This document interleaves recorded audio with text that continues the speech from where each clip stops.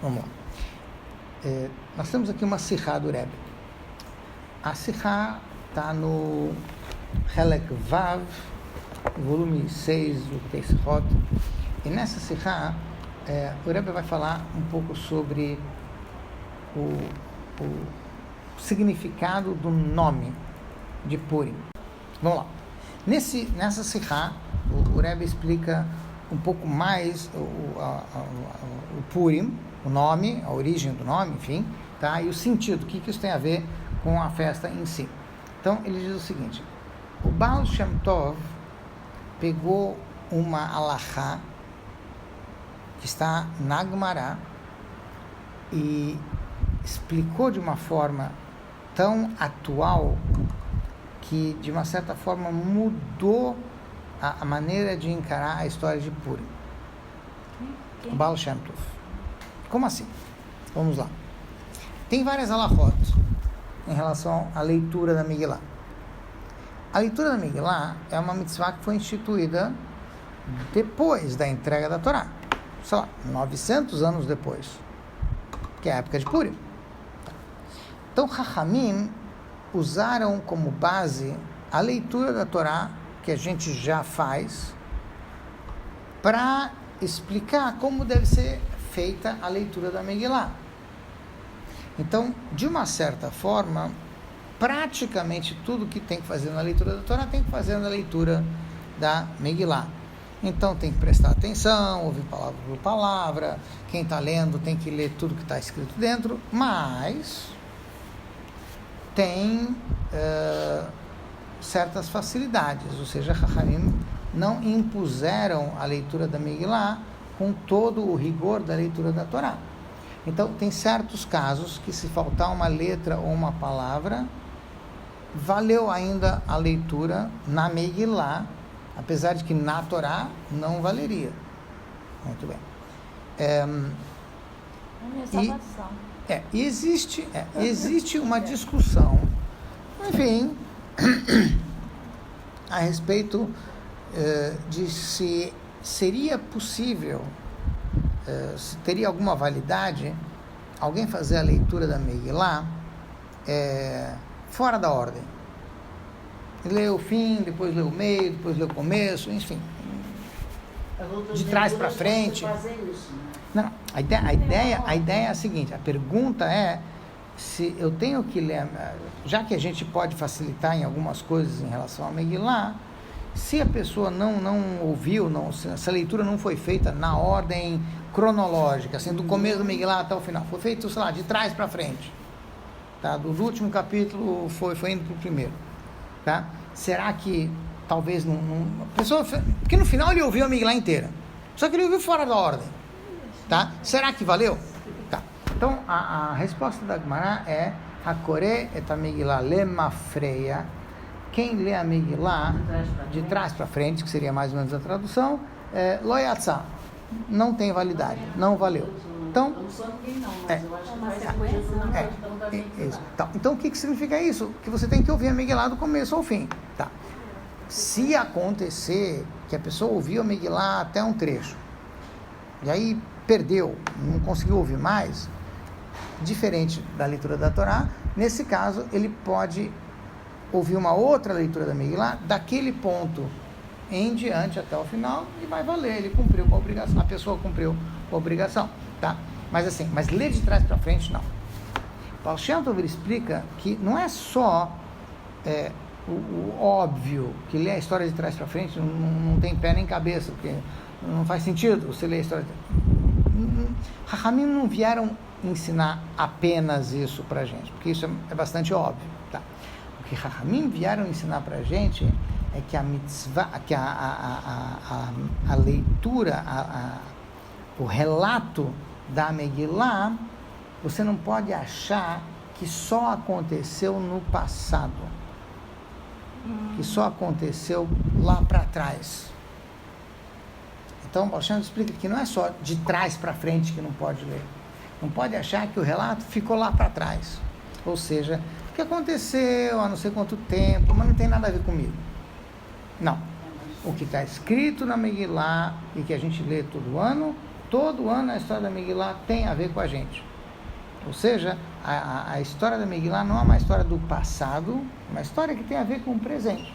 Igual peixe. Sim. Mas isso já está na alahá da própria leitura da Megillah.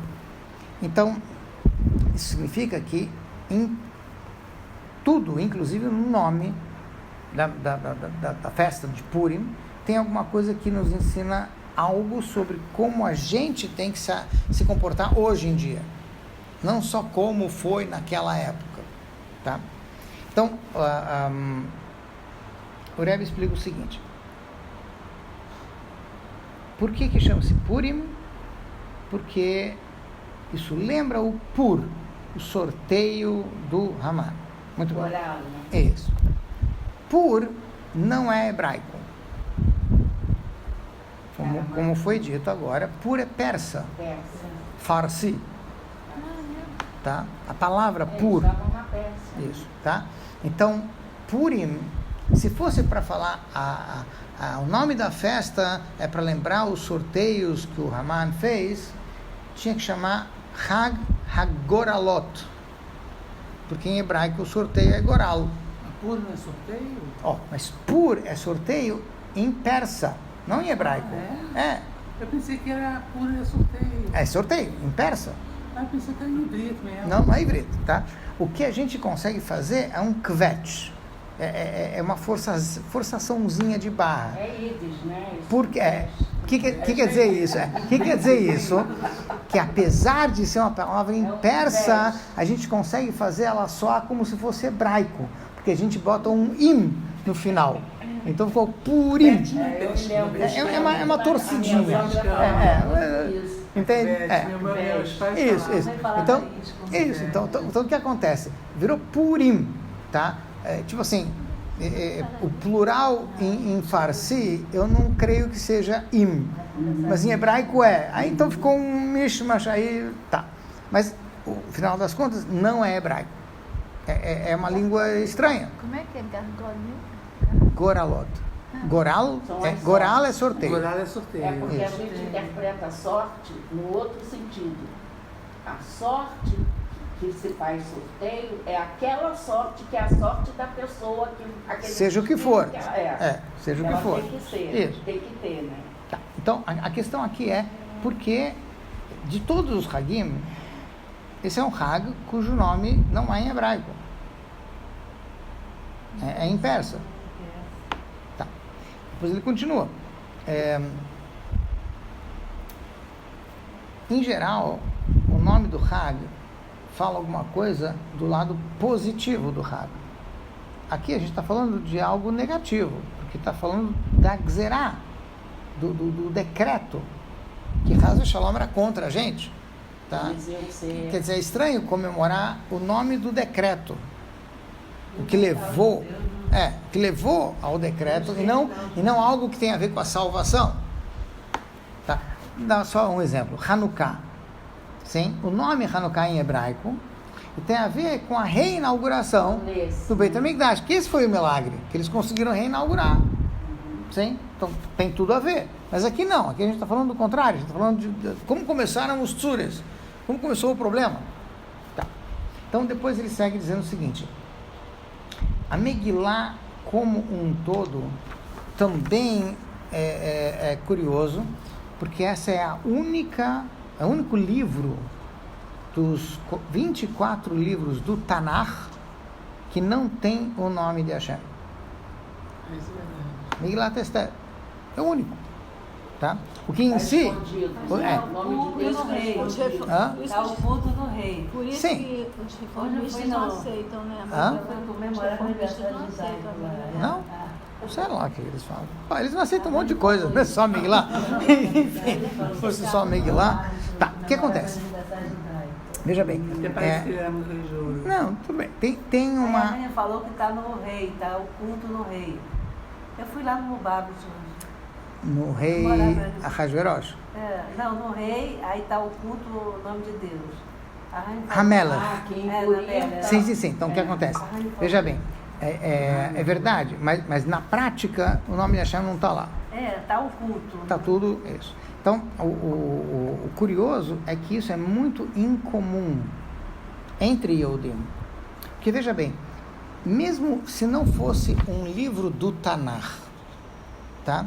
O costume judaico já há séculos, eu não sei nem quando começou esse costume, porque é muito antigo, é de que até quando você escreve uma cartinha, ou às vezes qualquer coisa, você bota um Baruch Hashem. Você não deixa de mencionar Hashem de alguma forma naquilo que você está fazendo. Se é Baruch Hashem, se é Bezrat Hashem, mas a gente faz questão de mencionar. E tem um livro inteiro do Tanakh que não tem o nome de Hashem. É estranho. Quer dizer, a ideia de que tenha um livro... Tá. Existe uma explicação. Tá? A explicação lógica que aparece nos livros é que a Megilat Esther, assim fala o Ibn Ezra, que a Megilat Esther, ela, como está escrito na própria Megillah, ela foi escrita e distribuída para 127 províncias, por decreto real. E uma vez que ela foi distribuída e traduzida em cada uma das línguas... Aliás, coincide com a ideia de Sará, a vida de Sará. Sim, número 127. Vamos lá. Então, como ela foi traduzida para todas essas línguas, dos 127 províncias que tinha lá, se não tivesse mais povos, enfim, então a Megillah, assim explica o Ibn Ezra, se tivesse o nome de Hashem, como é que os outros povos iam traduzir? Com o nome do seu Deus, das suas idolatrias. Tá? Então, Chachamim não quiseram associar a história de Purim com alguma outra idolatria. Não dá espaço para isso acontecer. Então, essa seria a lógica de por que não tem o nome de Hashem na Megillah. Tá. Por outro lado, a Megillah, ela também tem um nome. E o nome é Megillat Esther. Tá? Curiosamente, não é Megillat Mordechai, não é Megillat Purim, obrigado, é Megillat Esther. Tá? Então, o nome da Megillah também tem algo a ensinar para a gente. O que é Megillah? Por quê? No rolo. Porque isso. Porque a palavra Megillah tem a ver com dois verbos, duas raízes. O mais lógico, comum, é golel. Por exemplo, quando tem a leitura da Torá, aí chama alguém para levantar a Torá e alguém para fechar, enrolar a Torá. Então, esse enrolar é o golel, sim? Que é a ideia de enrolar, que em hebraico legalgel, galgal, roda, tá? Tudo isso tem a ver com essa raiz, com esse verbo. Tá? E também é a mesma coisa, tudo a ver com círculo, vamos dizer assim, um círculo, um ciclo. Agora, por outro lado, a palavra Megillah tem a ver com outro verbo, que é legalot, revelar. Muito bem. O nome Esther, que está na Megillah, que é o nome de Esther, tá? A gente sabe pela Megillah que não é o nome verdadeiro de Esther. Exatamente. A própria Megillah nos diz que o nome judaico de Esther era Hadassah, sim? Aliás, para dar mais sorte para minha filha que foi chamada de Esther, alguém me conseguiu botar Hadassah na frente para colocar a sorte dela. Tudo bem. Melhorou. Agora, o que acontece? A ideia é de que o nome Esther só constava da identidade. Era o nome Goi, por assim dizer, não judaico, tá? E aí a Gemara pergunta, a Gemara, na Megillah, quando vai analisar várias coisas da Megillah, a própria Gemara pergunta, aonde encontramos Esther na Torá? Na Megilá, tudo bem, mas onde encontramos o conceito, a ideia de Não Esther nunca, né? na Torá? Aparece. E aí ele fala, tem um passuco, que nesse passuco, no finalzinho já do Rumash, aparece Va'anochi haster astir et panai bayom hahu. Ou seja, Hashem nos diz, em dada ocasião, quer dizer, que no futuro, em algum momento, Anochi, Hashem está dizendo eu, vou ocultarei a minha face naquele dia.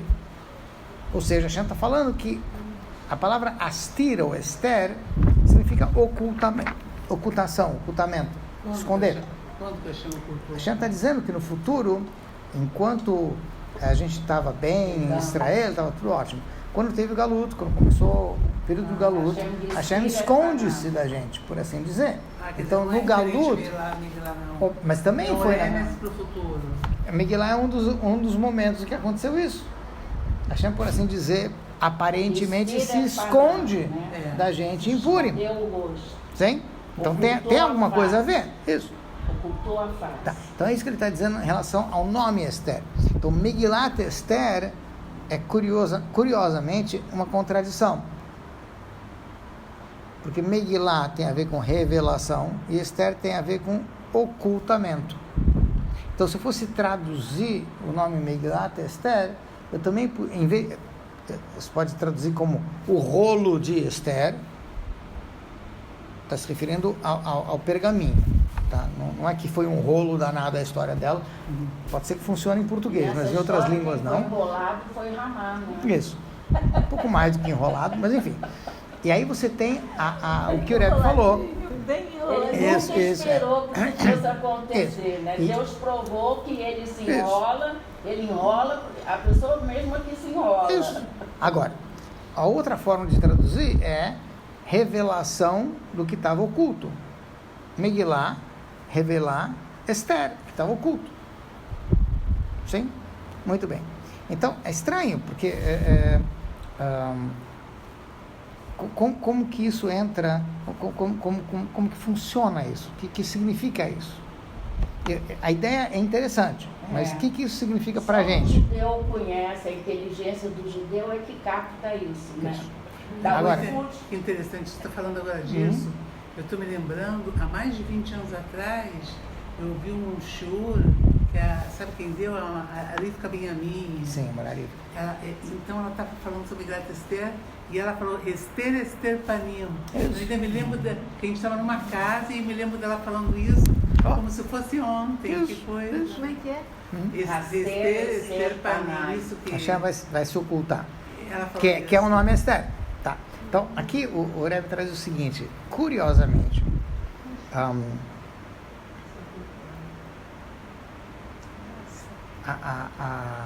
o fato de você ter um nome que é contraditório e um nome do Hag em persa, que foi justamente o que causou a Gzerá, é uma coisa que a gente tem que entender melhor.